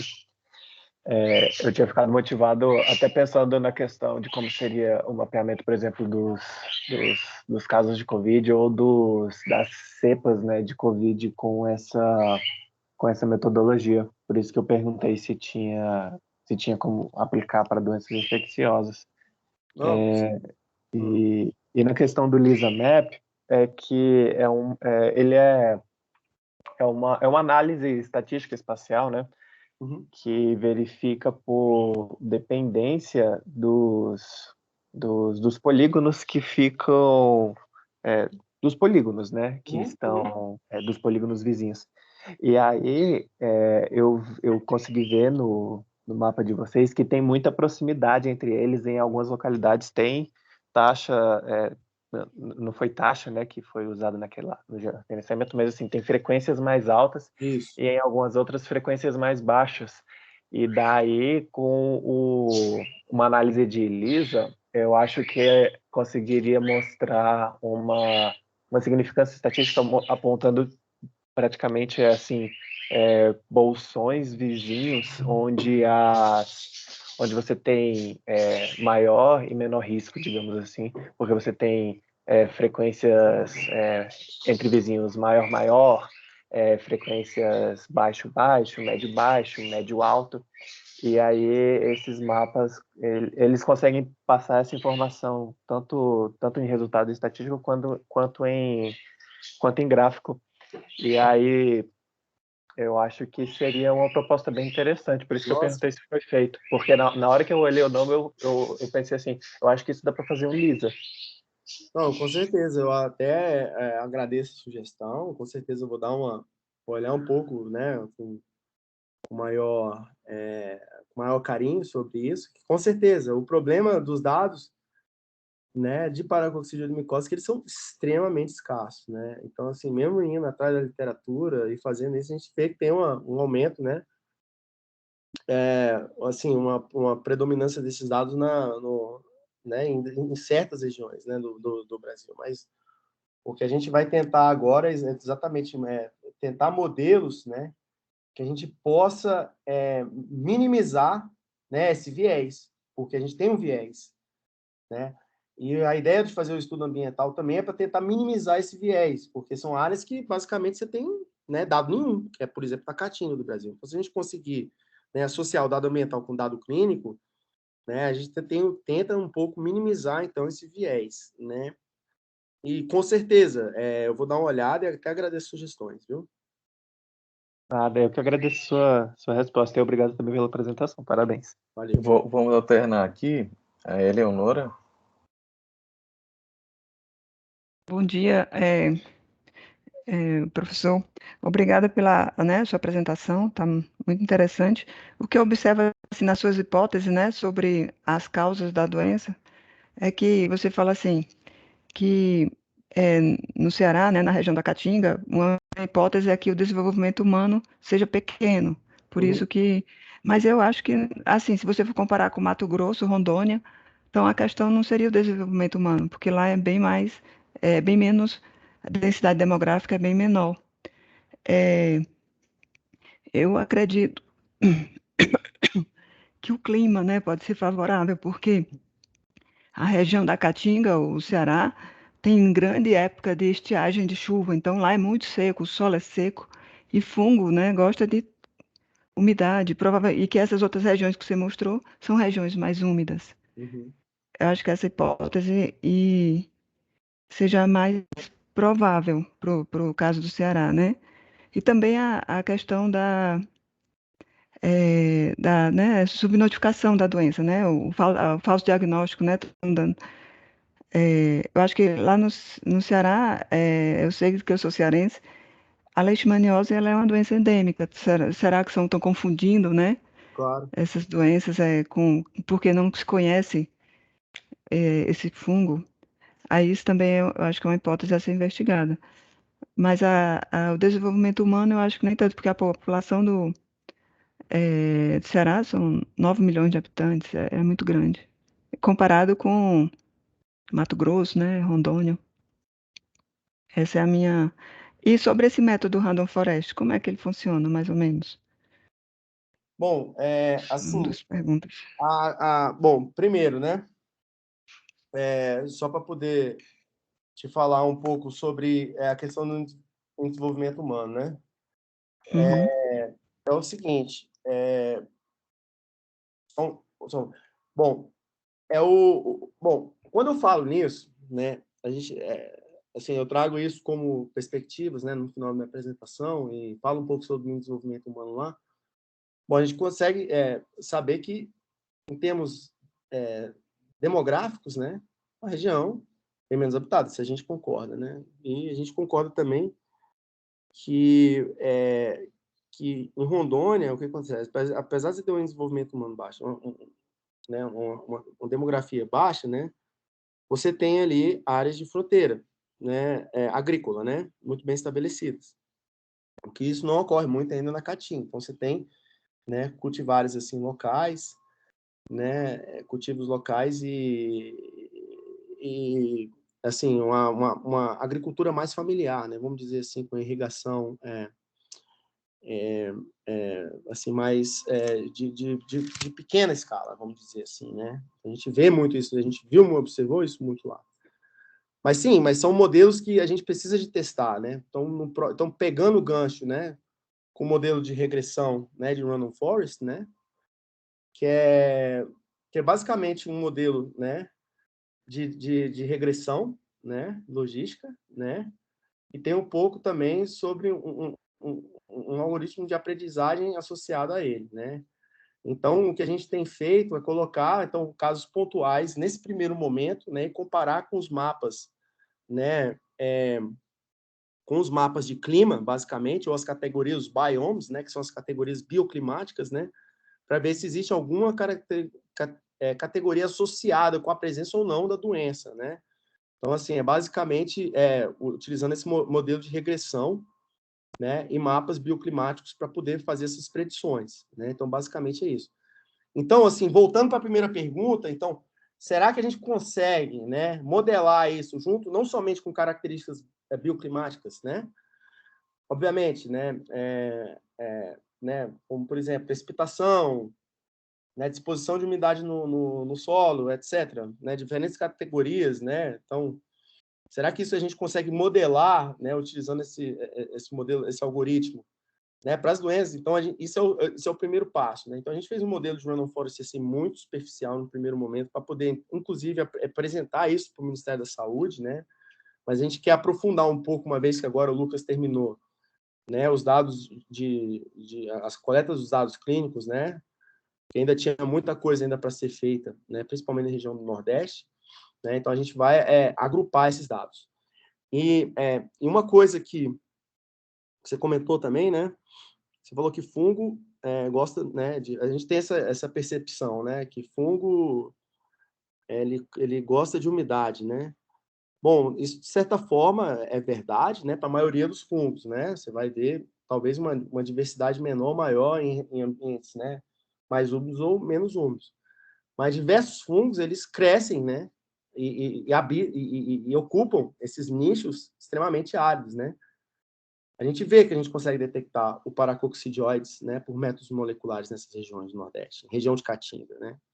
Não só o paracoccidioides, mas tem toda uma parte da pesquisa que é ligada com coccidioides, né? O coccidioides imites e o coccidioides possadase, por exemplo, né, eles ocupam somente regiões áridas na América. Então, onde é que o coccidioides está? Ele está no Grande Deserto de Sonora, está na região de Caatinga, né? Ele está nos vales, né, secos da Guatemala, né? Ele ocupa algumas regiões áridas, né, ao longo da Cordilheira dos Andes. Então, assim, são regiões extremamente áridas, né? Então, assim, isso, de certa forma, é um pouco um paradigma, né? Que fungo gosta de... Com certeza, a maioria gosta de umidade. Realmente é. Então, Mas tá bem enganada aí. existe endemicidade desses fungos em regiões secas também, né? É bom saber. Isso. E sobre a atividade, né? Você falou que a doença ela é mais prevalente no sexo masculino, mas geralmente, né? Ele que faz mais atividade agrícola, né? Como você tinha mostrado no começo, né? E a atividade, então ele pode estar mais exposto por causa disso, né? Sim, com certeza. E Uhum. tem outra pesquisa muito importante também, foi feita na década de 80 e teve um segmento depois na década de 90 também, que mostra, né, que o estradiol, né, o hormônio 17-beta-estradiol, né, ele inibe, né, a transição dimórfica, né? Então, se você fizer alguns experimentos in vitro, né, você consegue mostrar que quando você expõe o fungo a esse hormônio, ele bloqueia a transição de micélio para levedura. Esse foi um grande achado, isso é um problema. E aí você fala, mas e mulheres pós-menopausa, né? Foi exatamente o que a gente achou agora no Tocantins, né? O estradiol é baixo, né? Exatamente. Né? Então ela para de produzir, então a exposição dela é maior, né? Então ela pode, inclusive, né, ter uma exposição assim, comparável, né, com isso. Só que o que a gente tem observado, principalmente em Tocantins, né, é que, assim, bom, a gente não sabe, é muito, muito complexo, né, principalmente com doenças crônicas, saber o exato momento. Mas é que, primeiro, né, você tem uma razão muito menor do que já foi encontrado em qualquer outra casuística, né, da paracoccidioidomicose no Brasil, isso é um fato, né, e que se você for ver qual a profissão ou a atividade, né, econômica dessas mulheres que foram investigadas, né, você tem uma grande quantidade de mulheres que são, né, donas de loja ou donas de casa. Pô, tá certo que ela vai para o ambiente? Ela vai para o ambiente, né? Agora A sim. doença. Mas agora, será que existe uma transição desse padrão? Entendeu?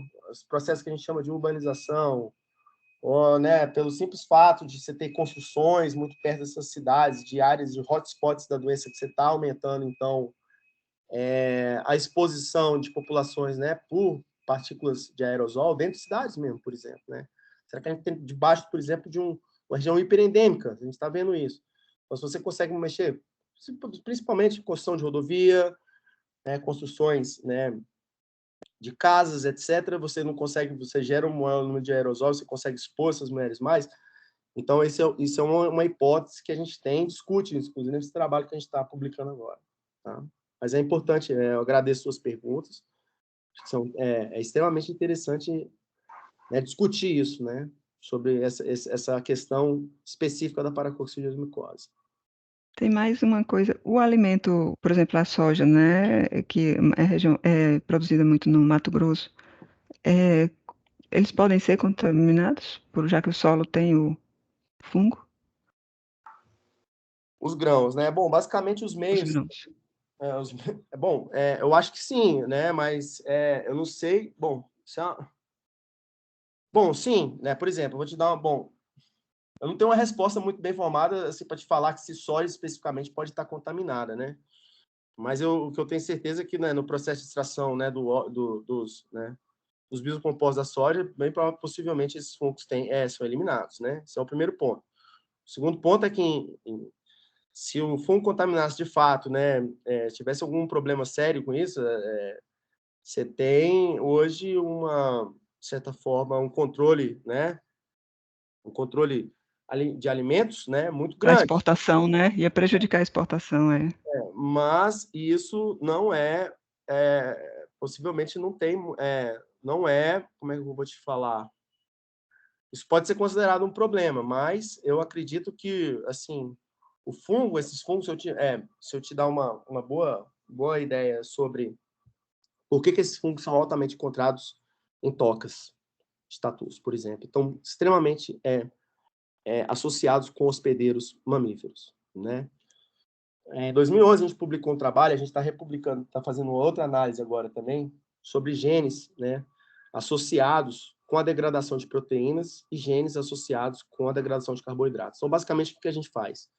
A gente sequencia o genoma de fungos que são, né, dessa família Gelomycetaceae, né, e parentes, né, filogeneticamente próximos, né, de fungos, né, tanto contidos nessa ordem Onigenalis, né, mas que são, né, saprofíticos, né, essencialmente, né, e a gente faz uma comparação de enzimas que são degradadores de carboidratos e enzimas que são de degradação de proteína, né?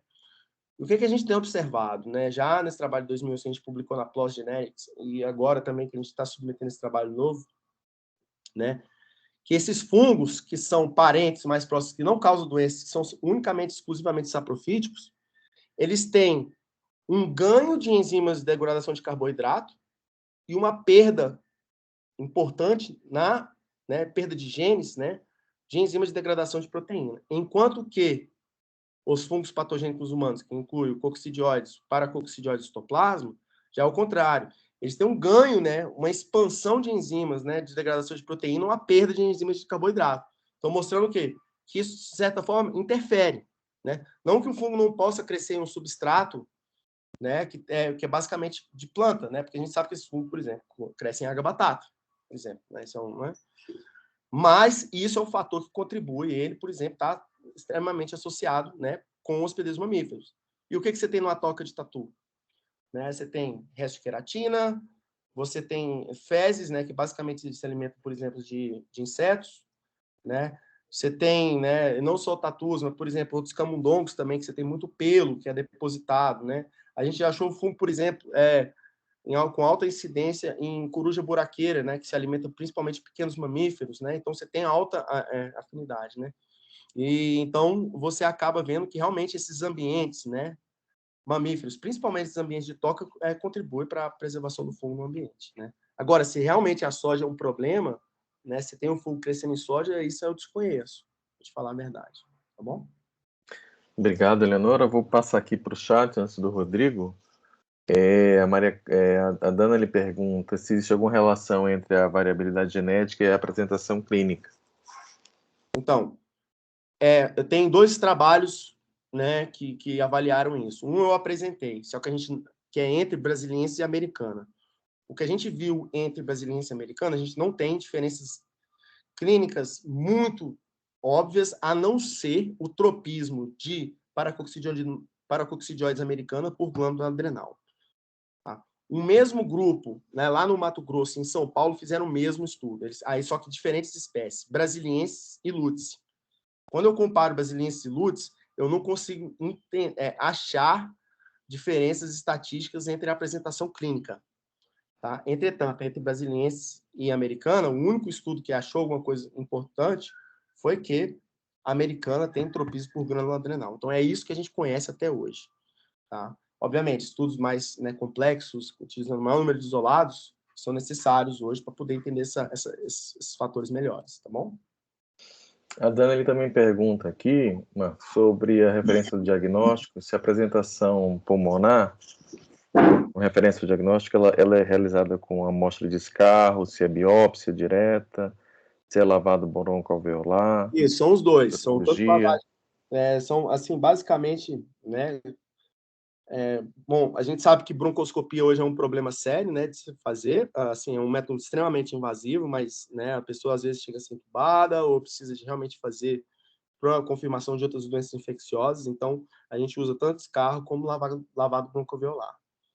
Por exemplo, nesse centro, especificamente, você tinha muito, em Tocantins, por exemplo, né, se faz muito. Né? Então, tem pacientes que faz.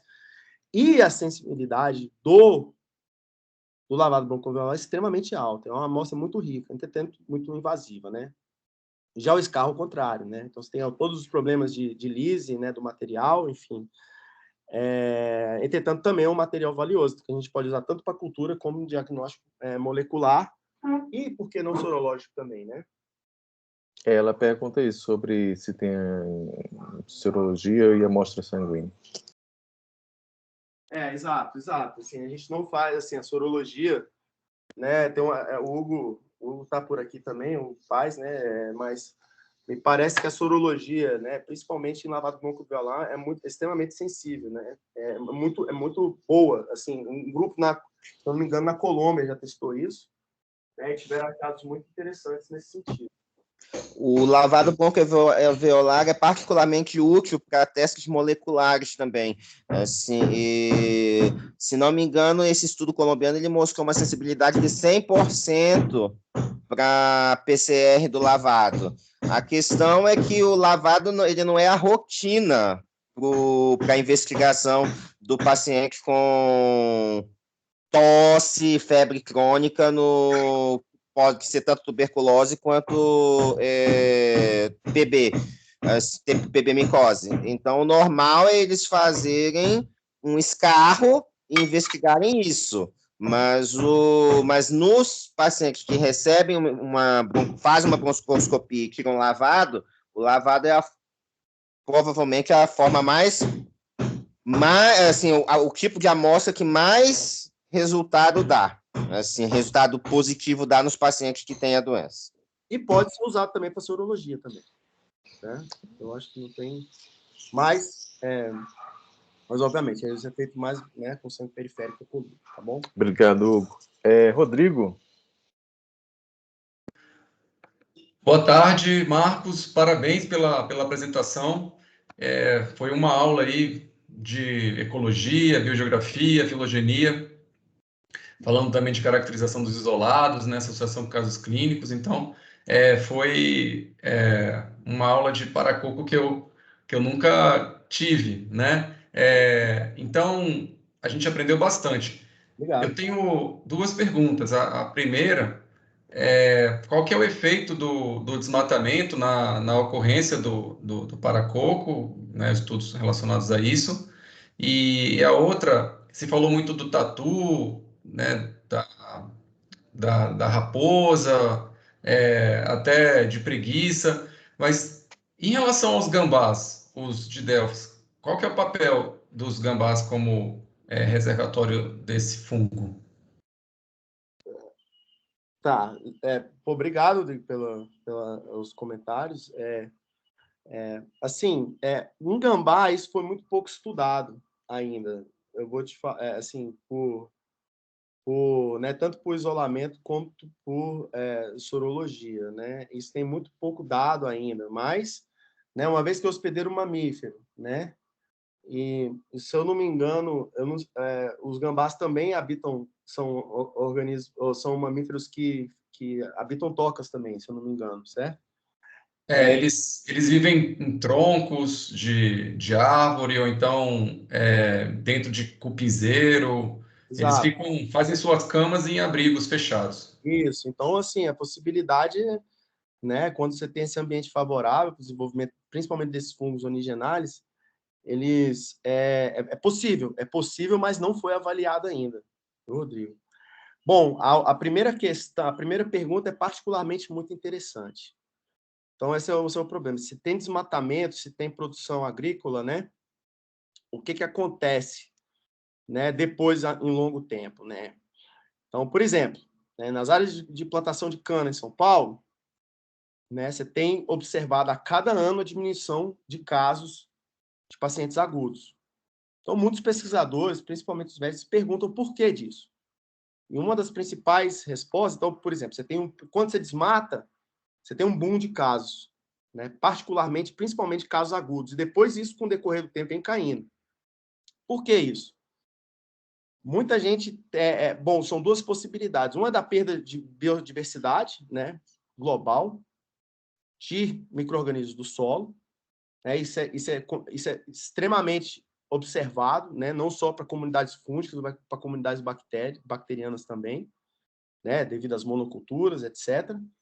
Né, e isso também, de certa forma, produz umas mudanças, variações, né, microclimáticas naquelas regiões, né, de grandes lavouras, não tenha dúvida disso. Então, você tem a perda de biodiversidade, tá? Mas o que se usa hoje, né, nessas grandes plantações? Né? Hoje tem que fazer controle biológico de pragas, né? E uma das principais pragas, né, dessas grandes plantações são fungos. Então, o que se utiliza? Né? Uma grande quantidade, toneladas e toneladas de antifúngicos, né? Nessas grandes lavouras. Então, você tem esse primeiro pico, onde você tem uma terra teoricamente virgem, né? No primeiro momento. Então, você tem uma exposição grande, muitos casos agudos, e depois isso cai. Então, isso tem se discutido, né, pelo grande uso de agrotóxicos. Bom, é bom você não ter tanto fungo, né? Assim, bom, é bom, mas é um problema sério, assim, em termos não só para o paracoccidioide, mas você perde, né, de certa forma, uma grande diversidade, né, de micro-organismos ali do solo. Então, particularmente, essa pergunta é muito interessante no sentido dessas práticas agrícolas. E aí vem um outro problema, que são os fungos, né, hiperresistentes, e aí você gera condições, né, de resistência a antifúngicos, né? E isso é extremamente bem discutido na aspergilose, né? Então você perde biodiversidade, por exemplo, aí você tem a emergência de aspergilose pulmonar, principalmente multiresistente a compostos azólicos, né? Então isso é perfeito. Eu acho que essa pergunta é interessante e é interessante discutir aqui, né? Que é exatamente o que você perde então de biodiversidade. Você cria resistência a algum micro-organismo, você tem a ascendência, então, de aspergilose. Isso está sendo muito bem estudado na Holanda, né? O Jack Mays é um pesquisador, né, holandês que fala isso extremamente bem, principalmente em plantações de tomate. Então, você pega locais onde você tem, né, grande aplicação de uso de antifúngicos nas lavouras, você tem, né, o aparecimento, perda de biodiversidade, né, e aumento de cepas resistentes, de aspergilos em particular, né, resistentes a múltiplos compostos azólicos, que a gente não sabe ainda sobre paracoccidioides, mas é uma das coisas que são discutidas, é exatamente o uso intenso, né, de agentes antifúngicos nessas lavouras. Marcos, Obrigado. Muito obrigado pela resposta. Obrigado, Rodrigo. Duas perguntas no chat e depois eu passo para a Dalva. Valéria, poderia comentar algo sobre a possibilidade de transmissão urbana da PCM, parques, campos? Eu soube de indícios dessa possibilidade em uma aula há algum tempo, mas não soube mais nada a respeito.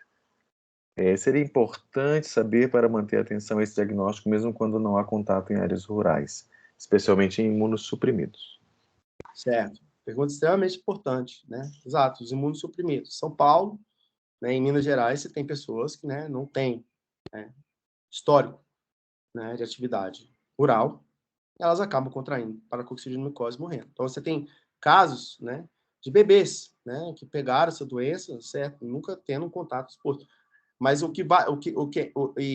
fazendo um paralelo com a coccidioidomicose, né, também você tem surtos grandes, né, dessa doença, né, acontecendo nos Estados Unidos e no México, de pessoas que, né, visitam regiões, né, que teoricamente não estão lá escavando solo, nem fazendo nenhum tipo de atividade desse fato, você tem surtos, né? Mas o que eu quero falar é o seguinte, é que qualquer atividade, né, que gere aerosol, né, partículas, né, de poeira, querendo ou não, elas podem, né, simplesmente, as pessoas podem entrar em contato, né, com fungo. Então, por exemplo, né, grandes tempestades de areia, você tem a incidência dessas micoses, né, a gente sabe disso. Né, visitação de locais fechados, né, onde você tem acúmulo, né, muito de material orgânico, pode levar ao aparecimento dessas micoses, né? E, sei lá, e o simples fato, né, isso é uma coisa até que o Boda, a gente já comentou, né, sobre isso.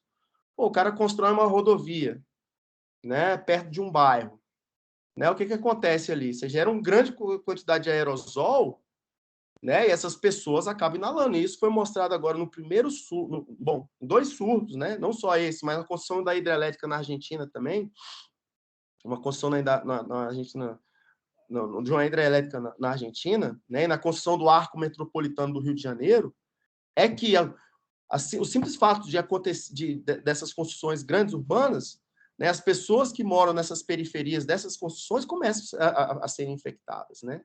Então isso foi mostrado muito recentemente. E existe sim a possibilidade, mas a gente vê que tem um fator né, relacionado, né, antropomórfico muito importante nisso, que é a geração de poeira, certo? Nesses dois casos, tanto na construção dessa hidrelétrica quanto na construção do arco metropolitano do Rio de Janeiro. Então, foram os 2 surtos de paracoccidioidomicose que já foram reportados na história dessa doença.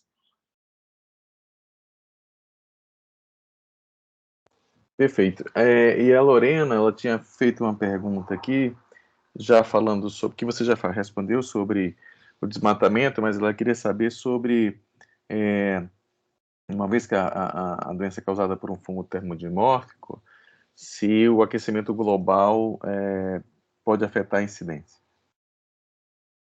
Bom, isso é uma pergunta importante, isso vem sendo discutido, né, não só na questão do paracoccidioides, né, mas no surgimento ou na emergência, né, de vários fungos patogênicos humanos. Né? Então, a gente tem hoje algumas questões relacionadas, por exemplo, à emergência de Candida auris, né, no mundo. Né? Será que isso não está intimamente ligado? Né? Será que as questões de aquecimento global, né, você acaba diminuindo determinadas populações e aumentando outras determinadas populações mais termorresistentes, né? A gente sabe que esses fungos patogênicos humanos, eles têm a capacidade de crescer a altas temperaturas, né? E será que esse fato por si só, né, num contexto de aquecimento global, não poderia, né, selecionar, né, fungos que têm essa capacidade de crescer em ambientes mais altos? Com certeza, né? Então, eu acho que isso é uma pergunta importante e isso tem sido observado hoje, né? Por exemplo, não só para fungos patogênicos humanos, né? Mas para, por exemplo, outros fungos que estão causando, né, declínio de populações inteiras de anfíbios e de morcegos, né? Então, a gente tem o Batrachocridium, né, que é causador da quitridiomicose, né, em anfíbios, em salamandras, né? Você sabe que o aquecimento global hoje está intimamente ligado, né, à emergência desse patógeno e no declínio de populações de anfíbios no mundo. Né? O pseudogimnoascus, né, que é outro fungo, né, causador da síndrome do nariz branco em morcegos, né? Também tem sido observado que o aquecimento global, de certa forma, né, contribui com a emergência dessa doença em quirópteros, né, no mundo, e tem levado também a declínio de populações, né, em termos de conservação é extremamente relevante. Então, eu diria que sim. Tá? Dalva, por favor. Bom dia, professor Marco. Parabéns pelo trabalho e parabéns pela apresentação. Obrigado. E também pela descoberta. Todas as minhas dúvidas foram sanadas aí com as perguntas dos colegas. Eu queria só levantar 2 pontos. O primeiro, qual que é o impacto da ocorrência dessa doença em saúde pública? Você, no finalzinho, apresentou alguns números, né, de 20 casos, 21 casos, e aí eu queria saber qual que é a produção de casos, né, a nível de mundo ou algo assim, para a gente ter uma ideia desse impacto. E o segundo é em relação se essa doença ela tem relação com o surgimento do HIV, ou seja, por ser uma doença que tem uma relação muito próxima, né, ao que é as micoses em geral, então queria saber se tem alguma relação com isso, ou se vocês já estudaram algo dessa interação. Muito obrigada e parabéns. Ótimo. Então, eu vou começar pela segunda pergunta, né? Paracoccidioidomicose e HIV, né? Isso é uma questão muito interessante. Em áreas endêmicas, você de certa forma, você vê, você identifica, né? A gente tem um trabalho, o Hugo também participa desse trabalho, né? Na região de Minas Gerais, né, de Uberlândia, você tem, assim, uma grande associação de PB-micose com HIV. Mas essa doença, né, é uma micose sistêmica, né, primária, né? Ela independe, né, do grau de imunossupressão, bom, até onde a gente sabe, né, para poder causar, de certa forma, uma micose profunda. Então, eu diria que imunossupressão, essa doença, ela não está ligada intimamente com os graus de imunossupressão, como é diferente do caso da histoplasmose, né? Ou criptococose, que você já vê uma casuística muito maior, que supera até, por exemplo, tuberculose, né? A gente sabe que na América do Sul, né, as mortes em HIV por histoplasmose, né? A incidência é muito maior, por exemplo, um pouco ou comparável à tuberculose, né? Então, a paracoccidioidomicose não, ela tem um caráter, né, que independe, né, da condição de imunossupressão, né? Entretanto, né, alguns estudos mostram que não a imunossupressão, mas outros fatores, né, como etilismo, tabagismo, né, eles estão intimamente associados com o aumento de casos dessas micoses. Então, etilismo e tabagismo, eles estão associados, porque principalmente os trabalhadores rurais, né, têm uma alta ingestão, né, alcoólica e fumam bastante, né, e acabam se alimentando mal, bom, ao longo do trabalho, porque é um trabalho muito árduo, etc. Então, esses fatores contribuem bastante. E sobre a primeira pergunta, a gente um pouco difícil de falar, mas o que a gente sabe hoje, né, que ela é a micose sistêmica mais frequente e reportada em todo o território brasileiro, né? E dentre as doenças infecciosas parasitárias, elas, inclusive, né, os níveis de morbidade são mais relevantes, por exemplo, que leishmaniose e esquistossomose, por exemplo, né? Então, é uma doença infecciosa parasitária extremamente relevante no Brasil, né? E outra coisa, o Brasil responde por 80% dos casos em toda a América Latina, né? Que é alto, que é muito alto. Mas, entretanto, como é uma doença que a gente tem poucas ferramentas de diagnóstico, né? É uma doença negligenciada, infelizmente, né? Como a maioria das micoses endêmicas, né? Vamos dizer assim, a gente tem pouco conhecimento, exatamente pela falta de diagnóstico, né? Preciso, né? Em diferentes unidades de saúde, né? Isso é um problema, porque, igual eu falei, se não tem ferramenta de diagnóstico e ela tem sintomatologia pulmonar, né, ela pode ser confundida com qualquer pneumonia adquirida na comunidade, né? Por exemplo, nos Estados Unidos, a gente sabe que histoplasmose e coccidioidomicose são agentes causadores de pneumonia adquirida na comunidade. Se a pessoa chega com um caso de pneumonia adquirida na comunidade, lá eles testam não só a bactéria ou vírus, eles testam também para fungos, né? E que, na maioria dos casos, são resolvidas, né, facilmente, né, com tratamento, né, vamos supor, com fluconazol por pouco tempo, um tratamento curto, ou até mesmo nem são tratadas, né? Porque você pode todo mundo pode ter pegado hoje uma pneumonia fúngica por paracoccidioidomicose, ou por paracoccidioides, ou por histoplasma, né? Ser tratado por muito tempo, né? E assim, nunca ter descoberto que aquilo ali era uma infecção fúngica, certo? Então, assim, a nível de saúde pública, infelizmente, o que a gente tem hoje é uma doença de grande relevância, em um contexto, né, de micoses sistêmicas, a mais prevalente, isso que eu posso falar, no território nacional. Dentre as doenças infecciosas, se eu não me engano, é a oitava causa, ou a oitava doença mais relevante, né, dentro das doenças infecciosas parasitárias, né, no cenário brasileiro, né, e que, infelizmente, a gente não tem uma boa ferramenta de diagnóstico. Então, para poder ter absoluta certeza ou poder ter um panorama mais geral dessa doença no Brasil, né? E a gente está trabalhando para isso, para poder desenvolver esses marcadores tanto moleculares quanto também essa implementação a nível de SUS, né, dos testes sorológicos, e que seja eficiente para poder pegar diferentes espécies da doença. Uma última pergunta aqui. Vai fazer outra pergunta, Dal? Não, professor, muito obrigada. E você está exibindo esse whiteboarding ou não? Tem um whiteboarding aqui. A última pergunta tem da Maria Clara, se você propõe alguma estratégia que vise a diminuição da incidência da doença.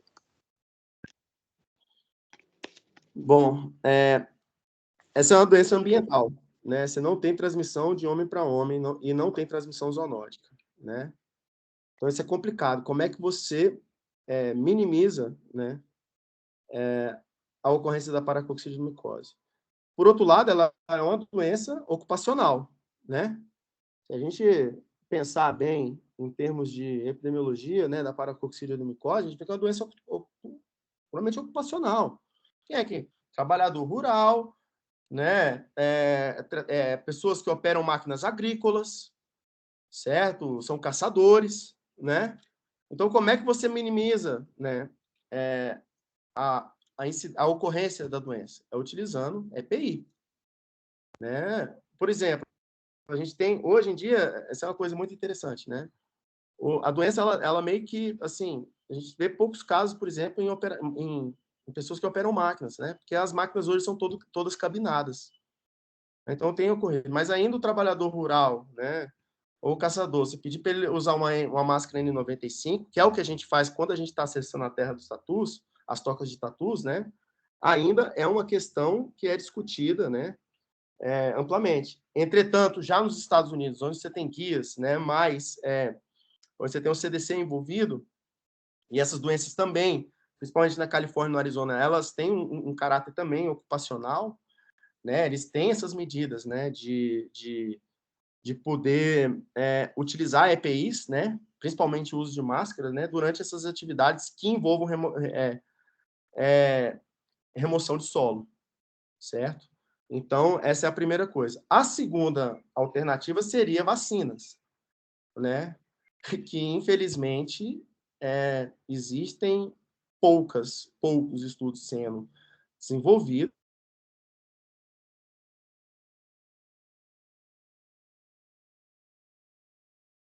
Beleza. Mais alguma pergunta, gente? O que complica muito mais ainda o desenvolvimento de vacinas, além de não ter o interesse, né, da indústria, né, farmacêutica muito grande, porque é uma doença basicamente de pobre, né, de pessoas de baixo poder econômico. Então, duas coisas: o uso de EPIs, com certeza, não tenha dúvida, máscaras, né, que vai te proteger da inalação de esporos. E uma segunda alternativa seria, então, o uso de vacinas. Ninguém quer tomar antifúngico profilático, né, pro resto da vida, que a gente sabe que são drogas extremamente problemáticas, porque também a gente tem fungos na nossa microbiota, né? Então, profilaxia também é uma coisa complicada para a micose.